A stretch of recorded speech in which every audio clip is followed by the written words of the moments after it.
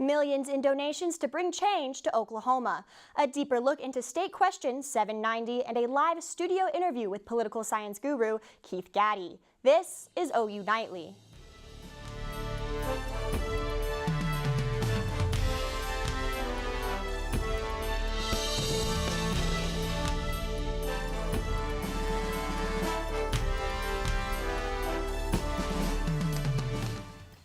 Oklahomans and rich, powerful forces outside the state are pouring money into efforts designed to bring change to our state. A host of state ballot questions has encouraged state and national interests to pump millions, mostly into efforts to help the measures pass or, in some cases, fail. At the top of the contribution list is State Question 779, the statewide penny sales tax to fund education, including a $5,000 raise for all teachers.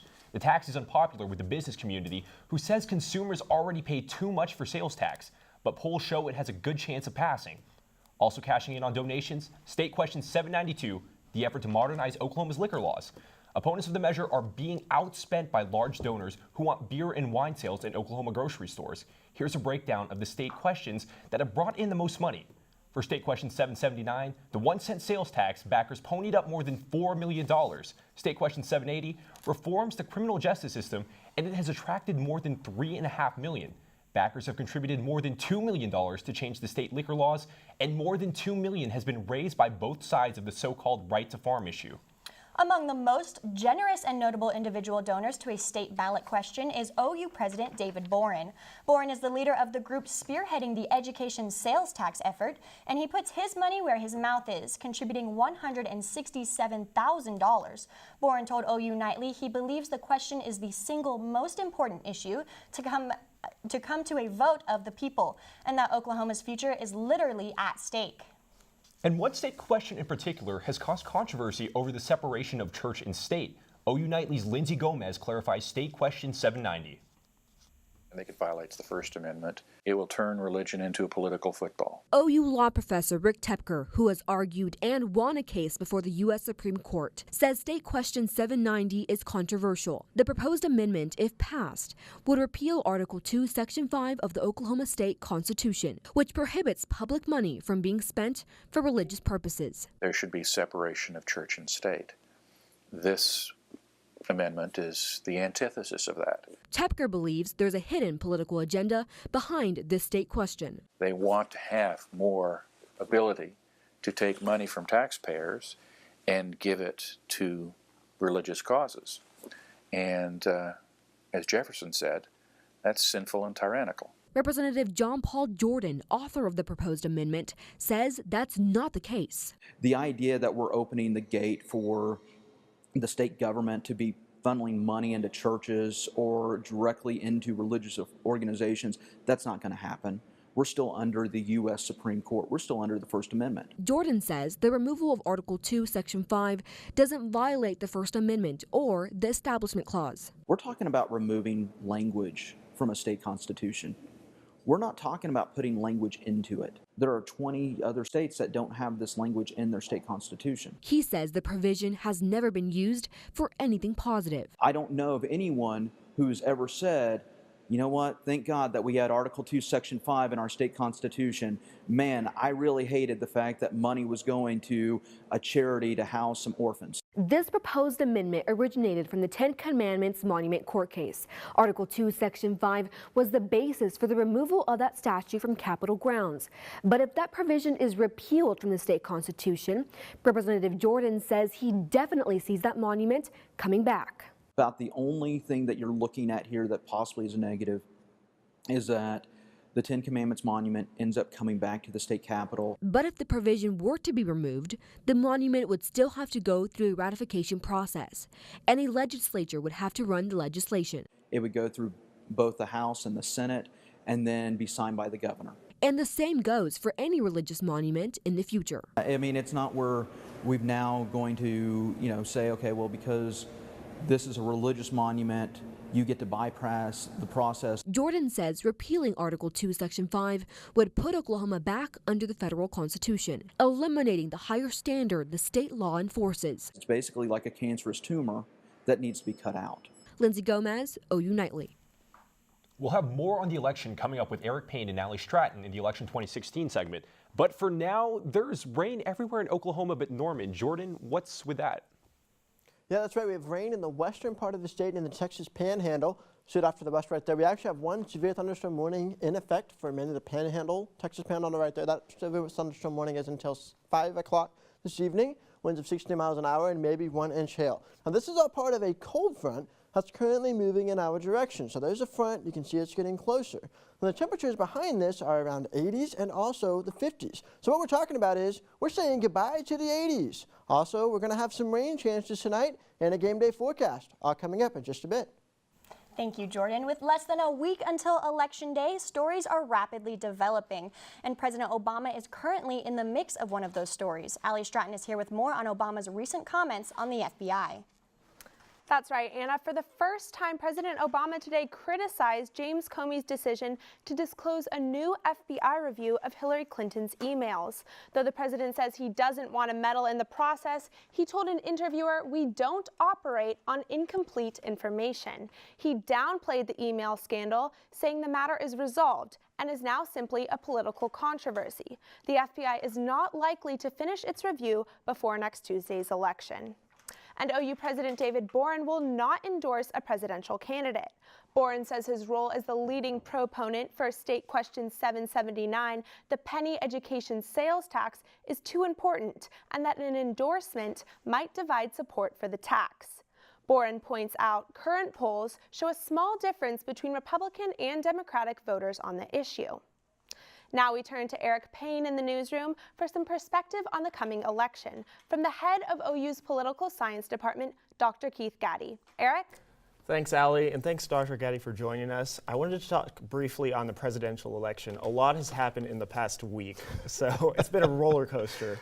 Oh, I tell you what, we were headed into this weekend, and I was talking to somebody, and I said, there's always going to be one last rally. Something will happen right before Halloween, some last surprise. It came a couple of days early, and it really has flummoxed things. The FBI's director's revelation of an ongoing investigation of these new emails that are on this laptop. It's a very complex story, but it really did kind of put the Clinton campaign into a tailspin for a few days. They've kind of stepped into the controversy to clean it up, but they lost control of the message there for a while. Mm-hmm. And we've seen a lot of October surprises this month. Is that going to be the final big hurrah? Never say never. They always say in politics, always explain, never predict.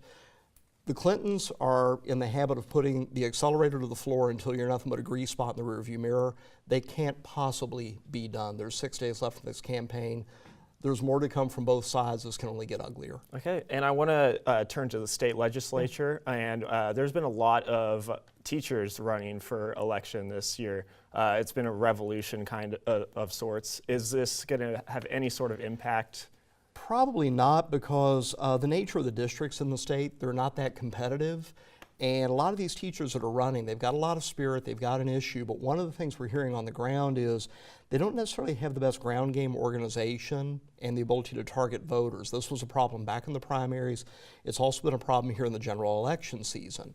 So we have these candidates that are running, they're teachers or former teachers, they're high profile, but they're not necessarily getting to their voters. And you've really got to make multiple touches on a voter in advance of the election before now if you're going to get their vote. Okay, and now we're going to turn to Joseph Quinton with more election coverage.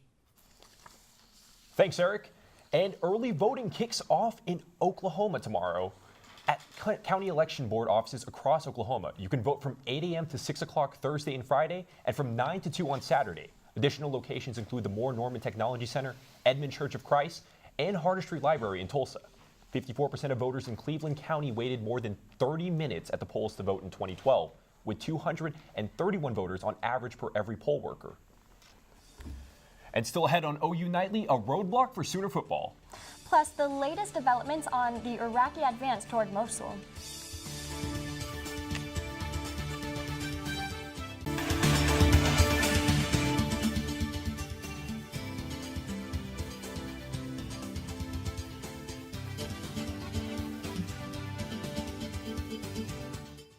Earthquake totals in the Sooner State continue to rise. A 4.5 magnitude earthquake hit Pawnee, Oklahoma just before midnight last night, and the Oklahoma Corporation Commission issued an advisory following the quake.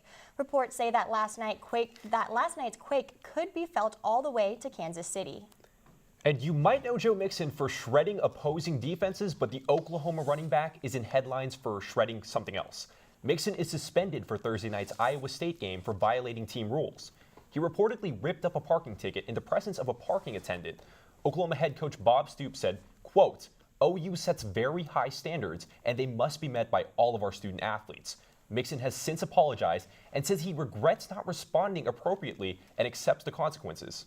OU Nightly's Tori Johnson joins us now in the News Center with the latest on Iraqi advances in Mosul. Tori? Anna, in the pursuit to retake Mosul from ISIS, Iraqi forces killed 8 more ISIS fighters. When Iraqi forces were evacuating civilians from an eastern Mosul neighborhood, they discovered the militants. 6 were killed in a tunnel, while the other 2 were shot dead as they advanced on troops. While shots were firing, hundreds of refugees fled the area. And a suspect in the ambush killings of 2 Iowa police officers is in custody. The shootings happened around 1 a.m. at separate locations. Police arrested Scott Michael Green. Hours later, Green has been taken to the hospital after complaining of an existing medical condition. Detectives plan to interrogate him soon. And the Federal Reserve Wednesday held short-term interest rates steady. But at its final 2016 meeting, it sent new hints that in December it expects to hike rates. The rates have not changed in nearly a year, but the economy is now growing at a rate that the Fed believes will allow the rate to higher. And after 20 years of construction, NASA is now expected to launch the largest ever telescope within 2 years. Now back to you in the studio. Thank you, Tori. Well, still ahead on OU Nightly, Jordan Overton will tell us whether there's a sprinkle or two in our future. Plus, the 2 greatest words in sports. Game 7.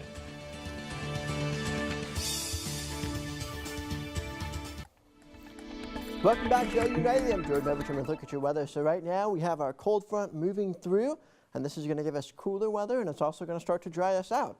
But what's going to happen after that? Well, let's take a look. So there's the front. It's going to move off. But we have our low system. Our low pressure system is going to be hanging out to our west. And what's going to be going on here is through the weekend and into early next week, this is going to kind of hang out to the west.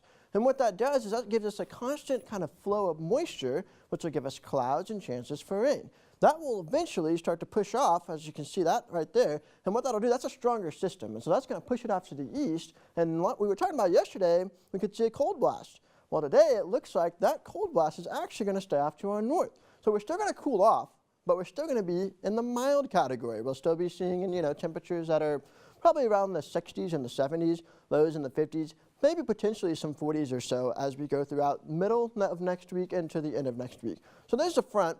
See the showers and thunderstorms develop coming along in the Texas Panhandle. Now these are going to move to the northeast, but as they move to the northeast, the front itself moves to the south. So therefore, although it looks like these are kind of, oh man, these are coming right into Oklahoma, these are actually going to kind of get pushed off to the south, and it looks like they're not going to do too much for our area. So here's the future view right here, the future radar, and this is for tomorrow morning, so the front's to our south.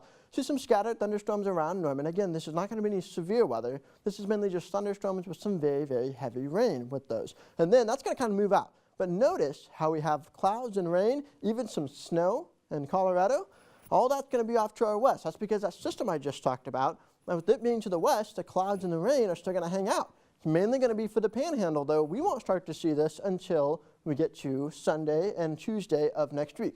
How much rain could we see by the weekend with this system? So we're looking at maybe up to 2 inches to our west and our southwest. For Norman and Tulsa, we should be dry at least until Sunday.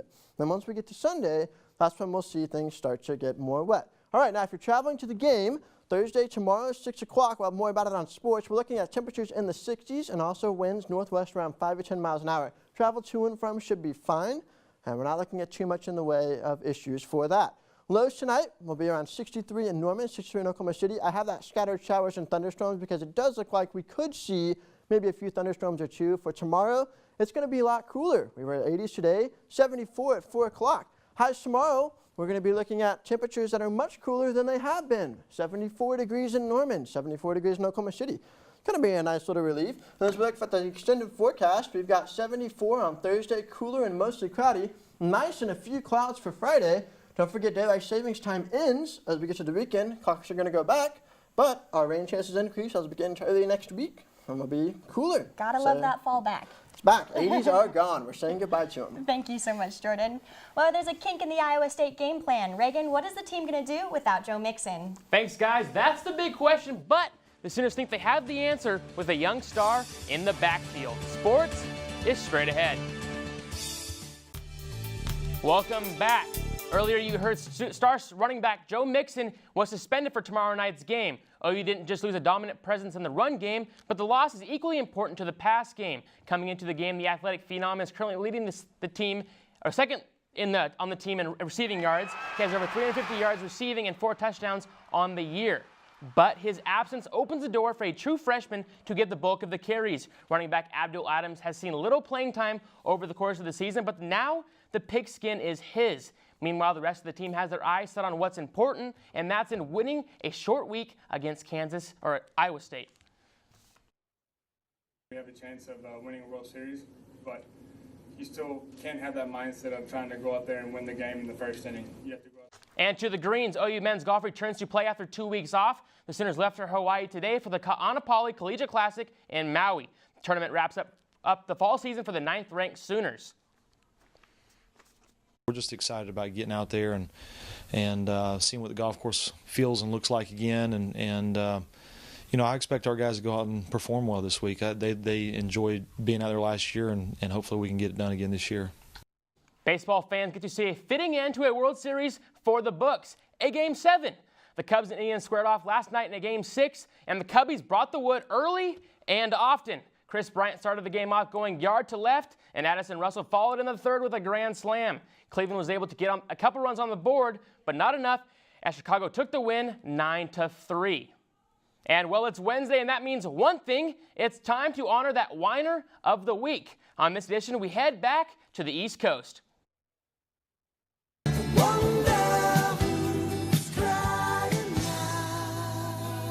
This week, Cam Newton is crying and whining. The reigning MVP thinks he's not getting the calls that other quarterbacks do. But Mr. Newton has a point, to a point. But to whine about it after the game does no good for anyone, except people like me who like to call out the whiner of the week. The story of my life ever since I came in is just, well, we missed that one. I'm sorry, I'll try to get it. That's bullcrap. That's bullcrap. It's not fun. It's really taking the fun out of the game for me, honestly. It really is, because at times I don't even feel safe, right? And enough is enough. I'd be whining too if I had to wear that suit. That's pretty hideous if you ask me. But Cam, football is not fun when you're 2-5. Last year you weren't whining and you were 15-1. And yeah, he was skipping conferences 15-1. And it's kind of surprising to see him go to one for a change. It's funny how that works out, isn't it? Thank you, Reagan. Well, still to come on OU Nightly, the Weather Channel rebels against this crazy election. We'll be right back.